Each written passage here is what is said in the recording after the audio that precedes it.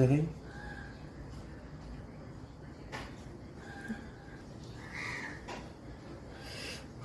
ছবি তুলো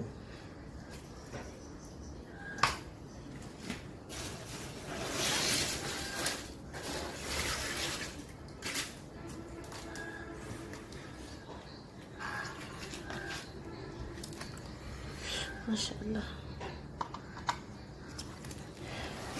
একটু 2 কেজি করে হবে মনে হয়। আলহামদুলিল্লাহ। কয়টা? 6টা। এটা 2 কেজির উপরে হবে। আলহামদুলিল্লাহ।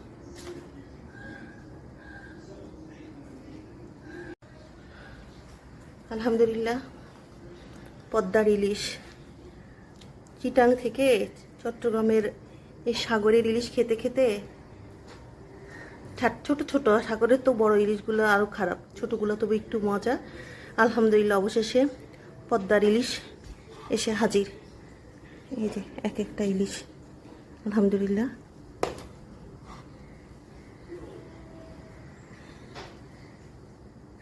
ওকে, পরবর্তী রেসিপি রান্না করা রেসিপিগুলো দেখাবো ইনশাল্লাহ।